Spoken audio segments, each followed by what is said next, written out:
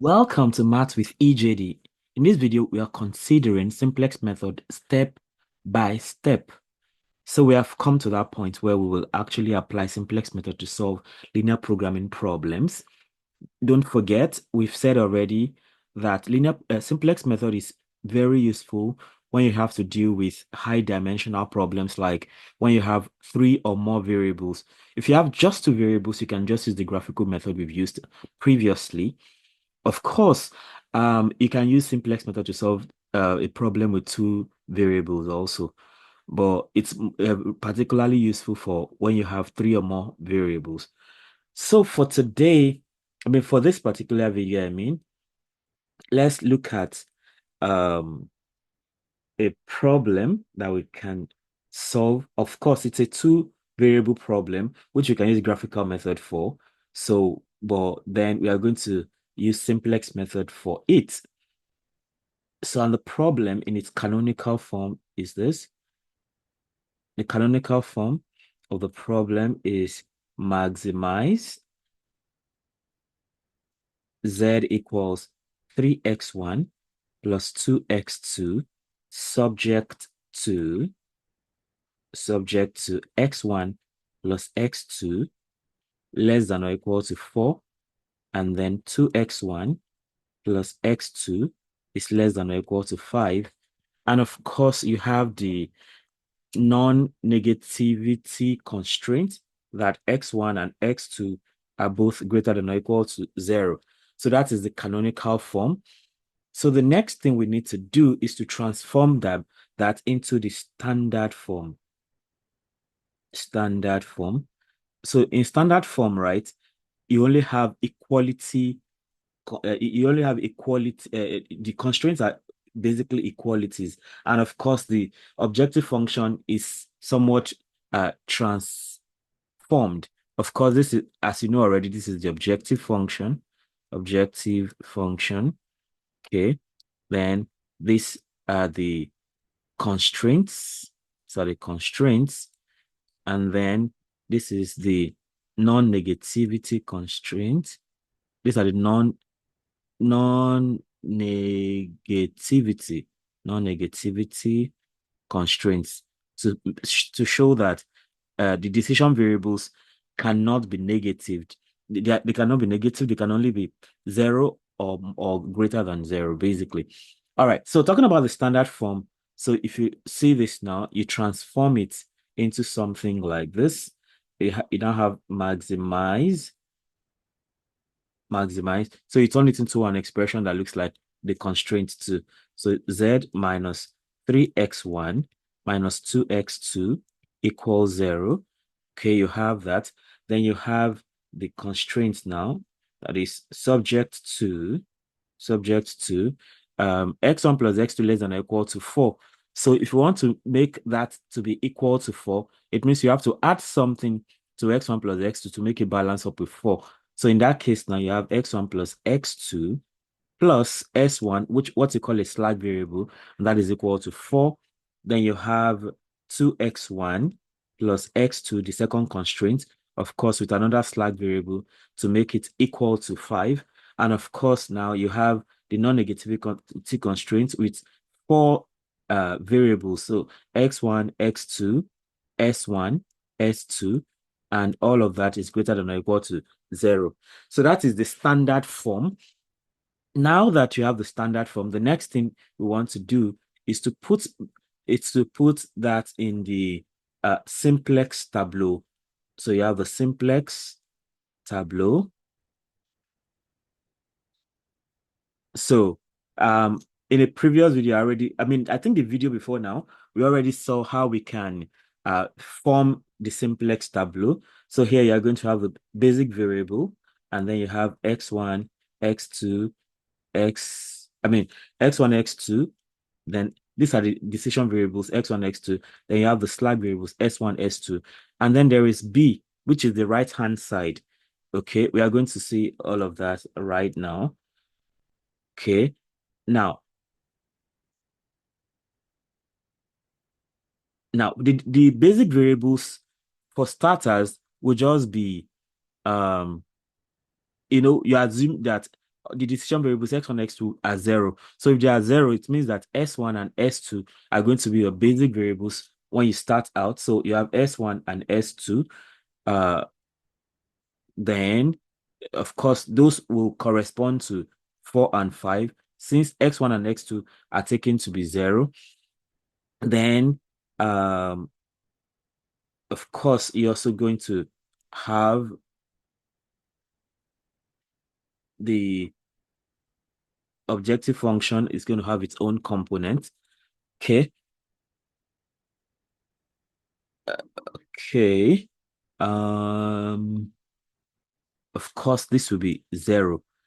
Then talking about the values in the table, right? They are just the coefficients of those variables. So the coefficient of x1 here is 1. Then the other one is also 1.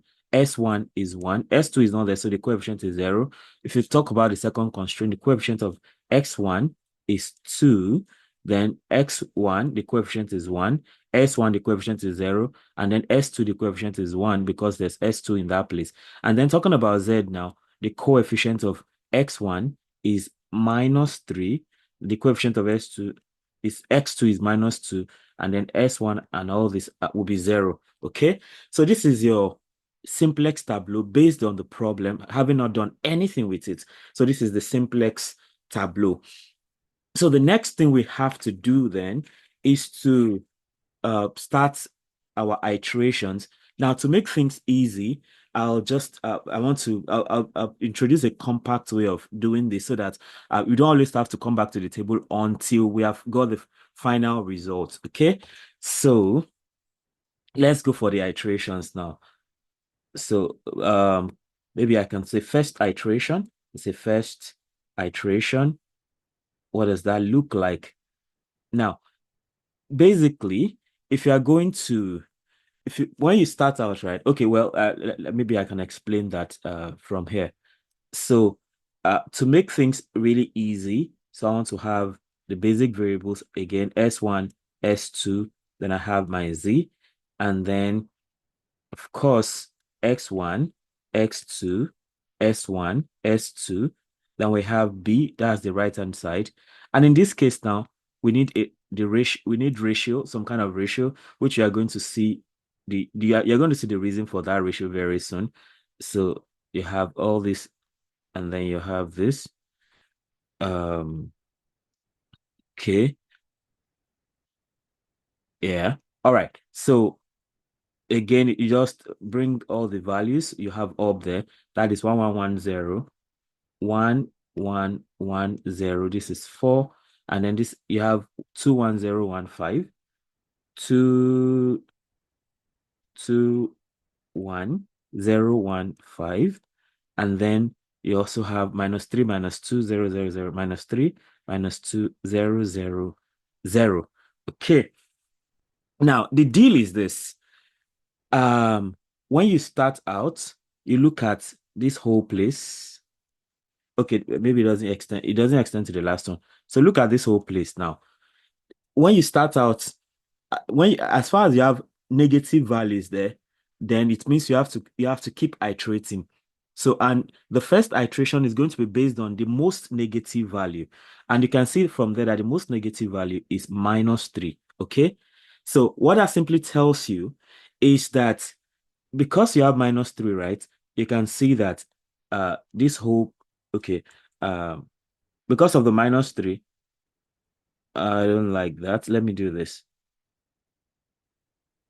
So this -3 tells you that x1, it tells you that x1 is coming to replace either, these are the basic variables are s1 and s2. The non-basic variables are x1 and x2, right? So this -3 simply tells you that x1 is coming to replace either s1 or s2, but you don't know what it is coming to replace. So because you don't know what it's coming to replace, then you have to, that's why the ratio is necessary. So for the ratio now, you need you need to divide 4, that's the right hand side, by this 1. So you have 4 divided by 1, and the answer is 4. Then you also need this 5 and 2. So 5 divided by 2 is 2.5. So you see, this smaller one now tells you are going to, is that what I want? Let me do this.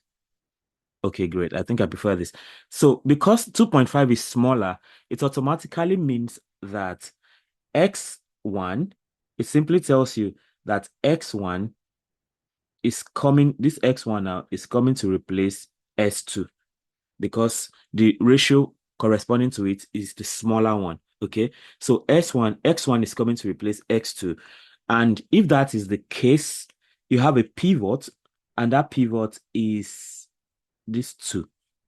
All right, because it's at the intersection of that. So x1 is coming to replace s2 because the ratio corresponding to it is actually 2.5, which is smaller than 4.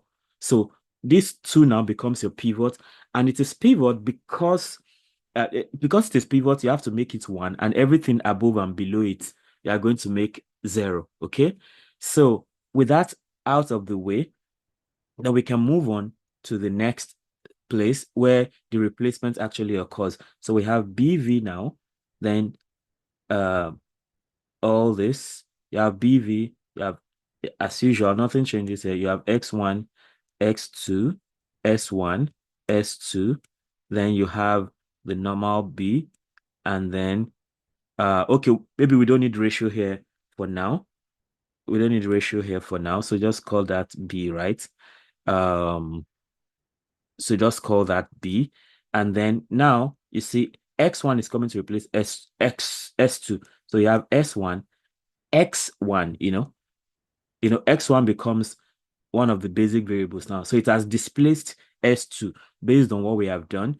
So, and of course, you still have your Z.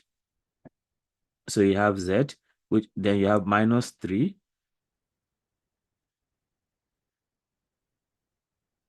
Okay. Um, okay. To avoid wasting time, right? Let's what we are now going to do. So you can see, okay, maybe let's just extract the matrix. Let's extract the matrix. Yeah, based on what I just explained, right? It's better to extract the matrix. Let's just extract the matrix and work on the matrix, and we bring it back. So what we know is that 2 is a pivot, which is going to turn to 1, and everything above and below it will be 0. So now let's just go ahead and do that. Uh, you have 1, 1, 1, 0, 4, and then you have 2, 1, 0, 1, 5, and you have -3, -2, 0, 0, 0. So, and then this is your pivot, which is 2. Okay.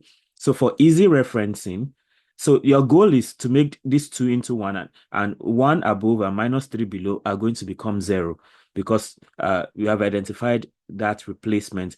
Of course, by the time we are done, then X1 will be in the place of S2. So for easy referencing, so I call this row 1, row 2, and row 3. Okay. So the first thing we need to do is to say the new row 1 is going to be the old row 1. Nothing changes for now. But then the new row 2 is going to be half of the old row 2, so that we can have 1 here. So it's more like half times 2, 1. So, and then the new row 3 is going to be the old row 3. Nothing done yet. So, and that simply means we have 1, 1, 1, 0, 1, 1, 1, 0, 4. Okay. And then half times 2 is 1. Half times 1 is 1 over 2. Half times 0 is 0. Half times 1 is 1 over 2. Half times 5 is 5. Half times 5 is 5 over 2. And then the last row is also -3, -2, 0, 0, 0. Okay, we have that. So the next thing is, now this is, don't again forget, this is still the pivot, right? Then we can go ahead and make the, so this 1 and this -3 now we have to be 0, and every other thing in their respective rows will also follow suit. So what we are going to do now, since this is already 1, then it's easy. So it means that the new row 1 is going to be the old row 1 minus the old row 2. That's the new row 1 we are going to get. And then The new row 2, the new row 2 is just going to be the old row 2 because it's already 1, so there's no point changing that. Now, look at what the old row 3 is going to become. The new row 3 is going to now be this old row 3. You know, this is minus 3, right? So it's going to be that old row 3 plus, for you to get 0 here, so you have minus 3 plus, you need to add 3 to minus 3 to make it 0. But this is 1, so you have to multiply 1 by 3. So you can say row 3 plus 3 times row 2. Row 3 times 3 plus row 2. That means minus 3 plus 3 times 1. So that's minus 3 plus 3, which is 0. So that's how you can get 0 here. So if you follow this, then you'll be good. So row 1 now, row 1 minus row 2. That's 1 minus 1, 0. Then 1 minus half, half. 1 minus 0, 1. 0 minus half, minus half, right? Then 4 minus 5 over 2. This is 4 over 1 minus 5 over 2. One easy way is to say 4 over 1 is the same thing as 8 over 2 minus 5 over 2. And this way you can just say this is 3 over 2. So here you have 3 over 2. Okay. That's 3 over 2 right there. Okay, we can always draw this to show that it's separate from everything. It's the right hand side. Now row 2 remains row 2. That's 1 over 2, 0, 1 over 2, then 5 over 2 that was there before. And lastly, for this now we say row 3 plus 3 times row 2. So that means minus 3 plus 3 times 1. So minus 3 plus 3 times 1. That is minus 3 plus 3. So this will be 0. So in the same case, in the same way, we say minus 2 plus 3 times, okay, so minus 2 plus 3 times half, that's plus 3 over 2. That's simply minus 4 over 2 plus 3 over 2, right? That will simply be minus 1 over 2. Then the other one now is, okay, 0 plus 3 times 0, that's simply 0, okay? Then we have 0, 0 plus 3 times half. That's 0 plus 3 over 2. That's simply 3 over 2. Then lastly, we have 0 plus 3 times 5 over 2. That is 0 plus 15 over 2. That's simply 15 over 2. Okay? So we have all of that. So I can clean all this out so that everything can be a bit neater. Okay. So this can go. All right. So we have this now. Okay. So now we have what we need. We have made the pivot. We have made this pivot. I cleaned that out. So we have made this pivot 1 and the number above and below. So it's pivot, right? This 2 is pivot. So the not 1 below and the minus 3 below have now been turned to 0. And that is our purpose. So now we have the next Tableau. Okay. So we can go for the second iteration. We've done the first one, right? Let's go for the second iteration. Second iteration. Okay. And again, we have our BV. We have X1, X2, S1, S2. We have B. Of course, since it's an iteration, we need another ratio. But don't forget that we have S1, but X1 will replace S2 now. So that means we have X1. Sorry, we have S1, X1, and Z. Okay.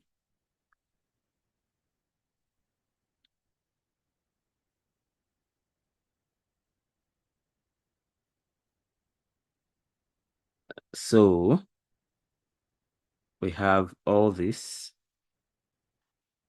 But all these values now will be what the last thing you got. That'll be 0.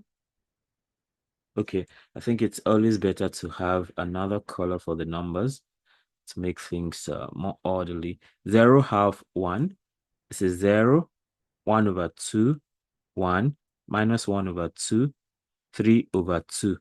Then we have 1, 1 over 2, 0, 1 over 2, 5 over 2. Then lastly, we have 0, minus 1 over 2, 0, 3 over 2, 15 over 2. Okay? Like that. So, like that, right? So we have 0, 1, 0, half, half, minus half, 1, 0, 0, minus half, half, 3 over 2. Then 3 over 2, 5 over 2, 15 over 2. Yes, that's what we have. Now, the question is, just like I told you, as far as you have negative value in the Z row, then you have to keep iterating. So the goal is, at the end of the day, you don't want to have any negative value in the Z row, right? So if you check again, check the Z row now. Do we have negative? You can see, check that. So we definitely have a negative value, that's minus half. Okay. So if that is the case, it means that if you check this place, so if you check here, what works better? Okay. I have to do this. So because of this minus half now, it means that x2 now is coming to replace something, but we don't know what it is coming to replace. For you to know what it is coming to replace, then you have to do a ratio. And what's the ratio now? That'll be 3 over 2 divided by 1 over 2. So you have 3 over 2 divided by 1 over 2. That is 3 over 2 times 1 over 2. This counts. So, sorry, 3 over 2 times 2 over 1 rather. So 2 cancels out, so you have 3. Then next you have again you have 5 over 2 divided by 1 over 2.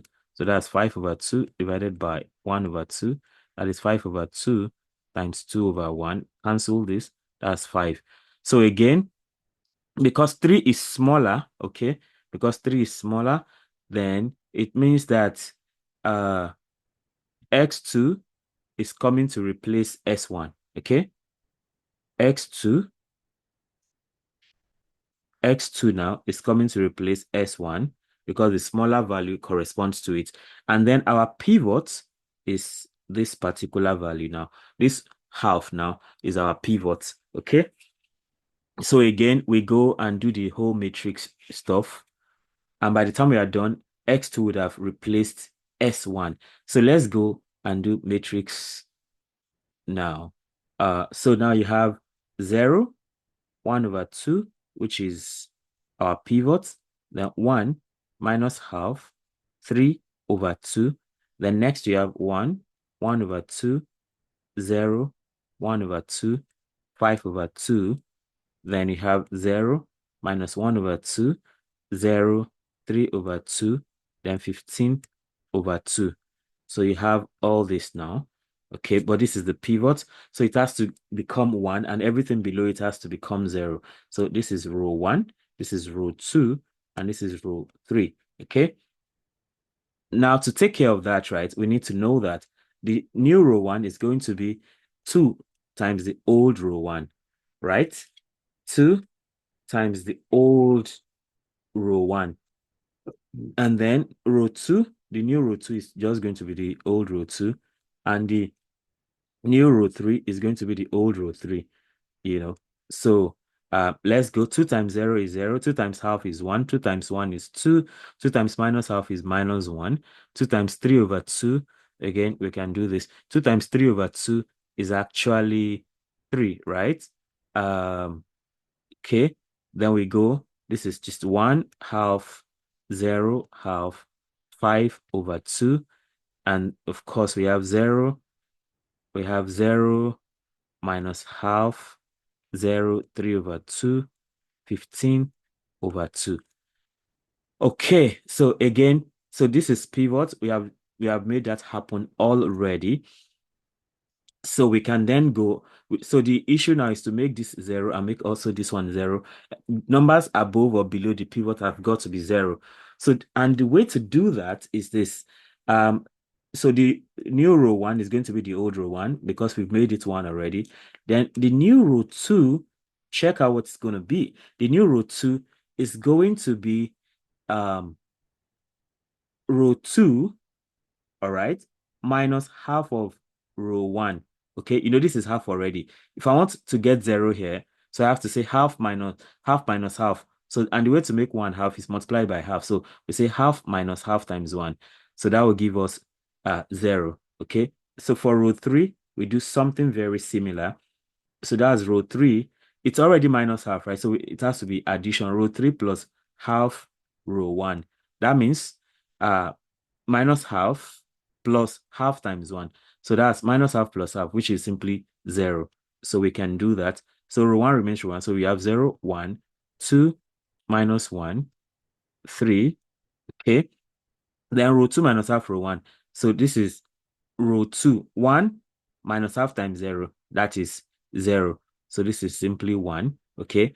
Then half minus half times 1. That is 0. Then r to that 0 minus half times 2. Half times 2 is 1. So 0 minus 2. I mean, how 0 minus half times 2. That's 0 minus 1. So this will be minus 1. Okay. What I mean is 0 minus half times 2. Okay, that will be 0 minus 1, and that is minus 1. So that's why we have this minus 1 here. And then lastly, we have half minus, okay, let's do that. Half, okay, this half minus half times minus 1, okay? That will simply be half plus half, and the answer is 1, okay? So half plus half, so the answer is 1. Again, we have the next one, 5 over 2, 5 over 2, okay, minus half times 3. So that is 5 over 2 minus 3 over 2. And that is simply 2 over 2, and that is 1. So that is why this place will be 1, okay? Then the last row now, we have row 3 plus half times row 1. So 0 plus 0, 0 plus half times 0, that's all 0. Then next one, you have minus half, okay, this minus half now, plus half times 1.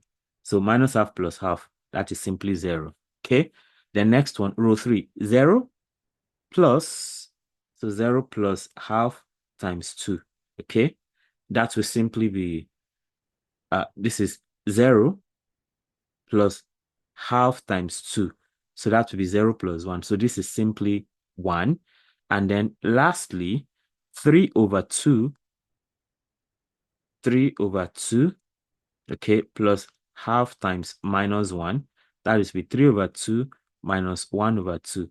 That is 2 over 2, and the answer is 1. So this place is 1 also. Then lastly, we have 15 over 2. So that is 15, it's R3, which is 15 over 2, plus half times R1, that is 3. So that is 15 over 2 plus 3 over 2. That is 18 over 2, and the answer is 9. So it means that this place, the answer is 9, okay? So the answer here is 9. Okay, so let me clean up all this other parts to, in the recording, you can always rewind to see how each of those things are done. Okay. Yeah. So with this now, we have our table. So we can put it into the Tableau, right? Uh, let's just rewrite, and we have the basic variable. Don't forget now that from where we came from, x1 is now here, but then x2 is going to replace s1 because of the fact that it has a smaller ratio. So we are going to have, for the basic variable, this will be x2, x1 now, okay? Then you have the x1, x2, s1, s2, and then you have the right hand side, okay, and all this, you have z here, okay. So you can put the matrix. We have 0. Okay, I think I always prefer to alternate the colors. So we have 0, 1, 2, minus 1, 3.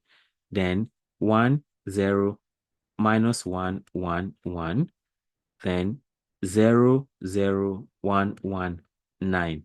Okay, 0, 0, 1, 1, 9. Okay, 0, 0, 1, 1, 9. Okay, so we have this table now. So the question is, do we still have to go on? Do we still have to go on? Right? And how do you know if you have to go on or not? Again, check this place. Sorry, it doesn't extend to the last one. Check this place. Now, if you check that place now, you discover that there is no negative number. So there's no negative value there anymore. So you can say,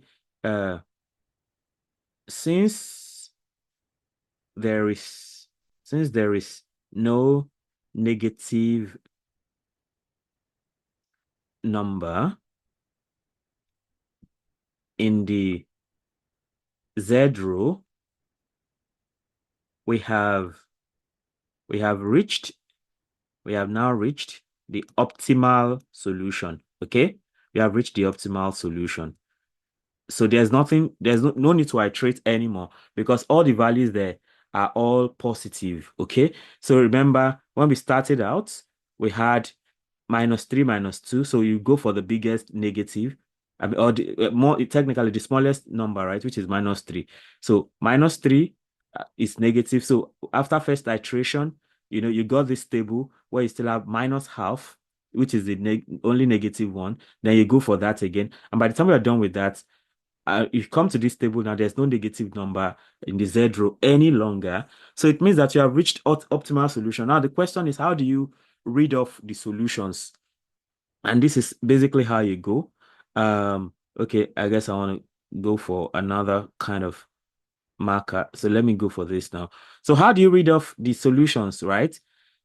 Now you see that as we have agreed already, the basic variables will have values, but the non-basic variables. So when you started out, right? When you started out here, if you want to read out these values, we know that S1 and S2, they will have values, right? These are the basic variables. But if you look at the non-basic variables, they are all zero. So, and they are simply x1 equals 0, x2 equals 0. They are the non-basic. So since x1 and x2 are 0, right? So it means 0 plus 0 is gone. So s1 is 4. So that's why this s1 is 4 when you start out. That's the initial value. Then s2 is 5. Okay. Then for the non-basic variables that are not here, the values are all 0. So the same thing applies. And of course, here, the optimal solution, Z is actually 0. This Z and this 0, like that. So those are the layers of. So when you start out, those are the values. So by the time you reach the optimal solution also, it's similar to. So how do you read off the result again? So of course, for the basic variables, we expect them to have results. X2 is equal to something, X1 is equal to something. Okay. And then we have the non-basic variables. So the non-basic variables, you have automatically S1 is 0, S2 is 0. And then, of course, this X2 now is equal to 3. That is 3 here. X1 is equal to 1. Okay. And then you have your Z, right? The optimal solution itself, Z. This Z now is equal to 9. So that's what you have here. Okay. So we can now say that, therefore, the optimal solution, the optimal solution of the problem gives x1 equals 1, as you can see. X1 is equal to 1, right? X2 equals 3. X2 equals 3. S1 equals 0. S2 equals 0. With the, we are maximizing with the maximum value, of the objective function with the maximum value of the objective function given as z equals 9. And that is how to solve that problem. Okay, the optimal the maximum value of the objective function is 9 basically. So going by values, x1 equals 1 and x2 equals 3. And of course, if you come to the original objective function, right, that is z equals 3x1 plus 2x2. Okay, so you see z z equals 3x1 plus 2x2. So x1 is equal to 1, right? And x2 is equal to 3. Is that what it is? Yeah. So you see that z equals 3. Let me put it this way. So if you say z 1 comma 3, right? That'll be 3 times 1 plus 2 times 3. So that is 3 plus 6. And z is actually 9. So that confirms it, right? That actually confirms it. Of course, this is just an aside. This is just an aside to show that you are really in order. So that's how to deal with that. You want to settle down with it and really understand the process. It can be quite a task. It's simple, but I mean, the fact that you have to deal with so many moving parts, I mean, so many tiny bits of detail you have to pay attention to. But if you master it, you really like it.